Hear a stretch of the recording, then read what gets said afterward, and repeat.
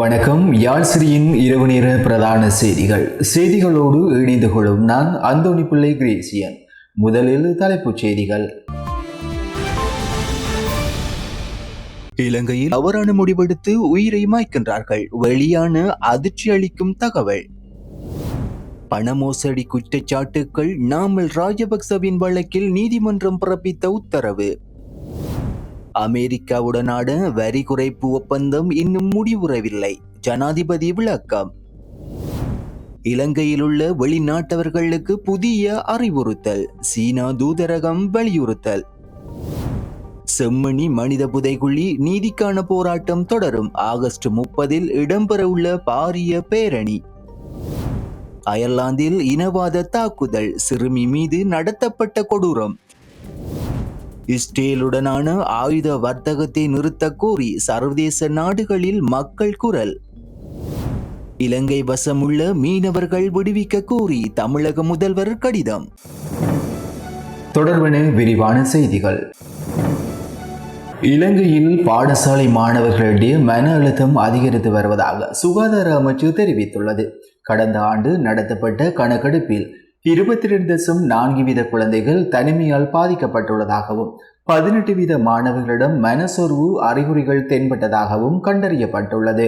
சுகாதார மேம்பாட்டு பணியகத்தின் நடைபெற்ற ஊடக சந்திப்பில் சுகாதார அமைச்சின் உளநல பணிப்பாளர் காரியாலயத்தின் பதில் பணிப்பாளர் சமூக மருத்துவ நிபுணர் வைத்தியர் லக்ஷ்மி மாகுடர்த்தன இந்த தகவலை வெளியிட்டார். 13 முதல் 17 வயதிற்குட்பட்ட மாணவர்களில் 11.9% பேர் கவலையால் தூக்கையின்மையை எதிர்கொள்கின்றனர் என்றும் அவர் குறிப்பிட்டார். மேலும் 75% மாணவர்களுக்கு மனதை பேச நெருக்கமானவர்கள் யாரும் இல்லை என்பதும் இந்த ஆய்வில் தெரிய வந்துள்ளது. இதேவேளை நாட்டில் ஒவ்வொரு நாளும் சுமார் 8 தற்கொலைகள் பதிவாவதாக தேசிய மனநல நிறுவனத்தின் மனநல வைத்தியர் சஜீவன அமரசிங்க தெரிவித்தார். 1996 ஆண்டுடன் ஒப்பிடும்போது தற்கொலை வீதம் குறைந்துள்ளதாகவும் ஆனால் பிரபல மரணங்கள் மட்டுமே ஊடகங்களில் வெளியாவதாகவும் அவர் குறிப்பிட்டார். 15 மில்லியன் ரூபாவை நிறுவனம் ஒன்றில் முதலீடு செய்ததன் மூலம் பண மோசடியில் ஈடுபட்டதாக முன்னாள் அமைச்சர் நாமல் ராஜபக்ச உள்ளிட்ட 4 எதிராக தாக்கல் செய்யப்பட்ட வழக்கின் விசாரணை ஜனவரி 29 ஒத்திவைக்கப்பட்டுள்ளது.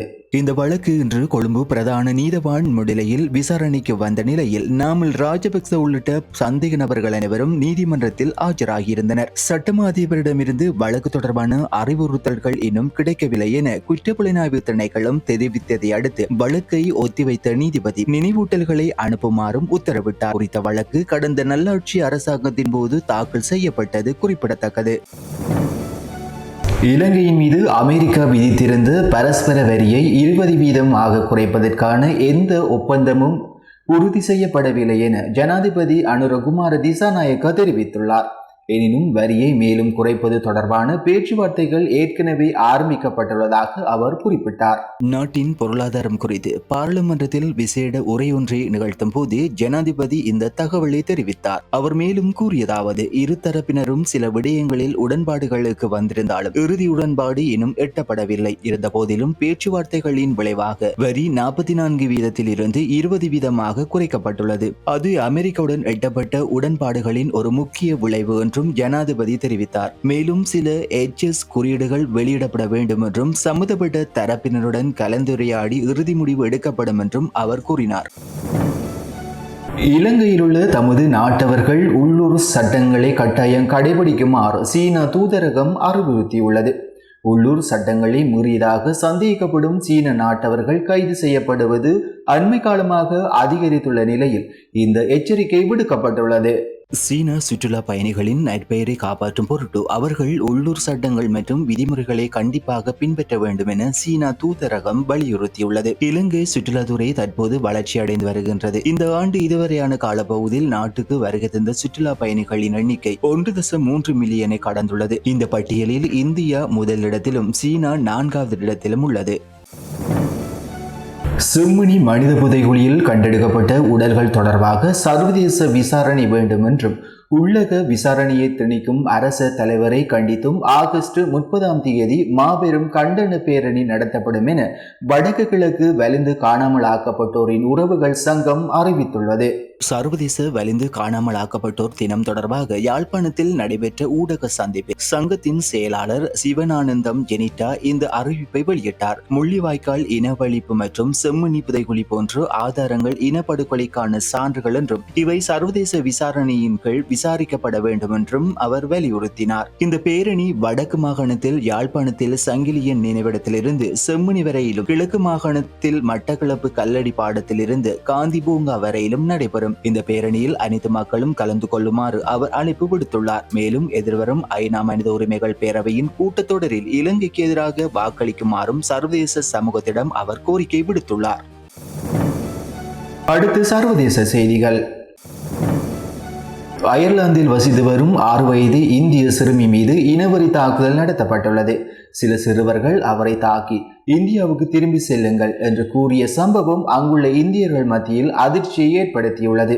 கடந்த 2 வாரங்களில் இந்தியர்கள் மீது நடக்கும் 3வது தாக்குதல் இதுவாகும். கேரள மாநிலம் கோட்டயத்தைச் சேர்ந்த அனுபா அச்சுதன் கடந்த 8 ஆண்டுகளாக அயர்லாந்தில் தாதியாக பணிபுரிந்து வருகின்றார். அவர் தனது கணவர் மற்றும் 2 குழந்தைகளுடன் தென்கிழக்கு அயர்லாந்தில் வசித்து வருகின்றார். அனுபாவின் 6 வயது மகள் நியா வீட்டு வாசலில் விளையாடி கொண்டிருந்த போது சுமார் 12 முதல் 14 வயதுக்குட்பட்ட சில சிறுவர்கள் அவரை சரமாரியாக தாக்கியுள்ளனர். சிறுமியின் முகம் உட்பட பல இடங்களில் காயங்கள் ஏற்பட்டுள்ளன. இத்தாக்குதலுக்கு பிறகு இந்தியாவுக்கு திரும்பி செல்லுங்கள் என்றும் கூறிவிட்டு அந்த சிறுவர்கள் தப்பி சென்றுள்ளனர். இந்த சம்பவம் குறித்து சிறுமியின் தாய் அனுபா காவல்துறையினரிடம் புகார் அளித்துள்ளார். காவல்துறையினர் இது தொடர்பாக விசாரணை நடத்தி வருகின்றனர். சமீப காலமாக அயர்லாந்தில் இந்தியர்கள் மீதான இனவெறி தாக்குதல்கள் அதிகரித்து வருவது புலம்பெயர்ந்த இந்திய சமூகத்தினரின் பாதுகாப்பு குறித்து கவலை எழும்பியுள்ளது.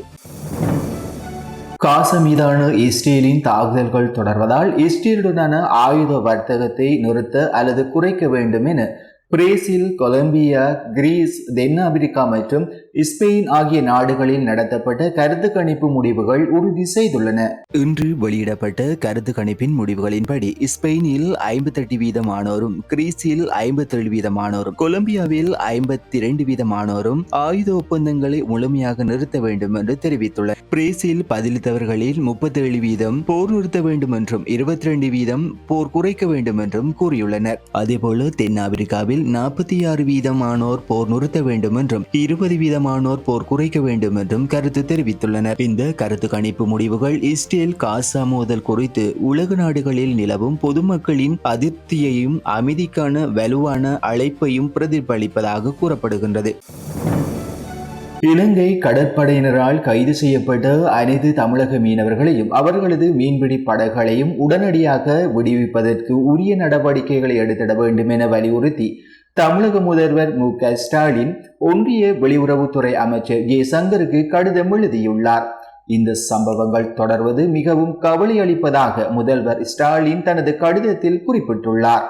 2025 ஆண்டில் மட்டும் 17 கைது சம்பவம் இடம்பெற்றுள்ளதாக சுட்டிக்காட்டியுள்ளார். தற்போது 237 மீன்பிடி படகுகளும் 80 மீனவர்களும் இலங்கை அதிகாரிகளின் காவலில் இருப்பதாகவும் மீனவர்கள் தங்கள் வாழ்வாதாரமான பாரம்பரிய நீர்நிலைகளில் மீன்பிடிக்கும் உரிமையை இழந்துள்ளதாகவும் அவர் தெரிவித்துள்ளார். எனவே இந்த விவகாரத்தில் உடனடியாக தலையிட்டு கைது செய்யப்பட்ட மீனவர்களையும் அவர்களது படகுகளையும் விரைவில் விடுவிக்க தேவையான நடவடிக்கைகளை எடுக்குமாறு மு.க.ஸ்டாலின் வெளியுறவுத்துறை அமைச்சர் ஜெய்சங்கரை வலியுறுத்தி கேட்டுக் கொண்டுள்ளார்.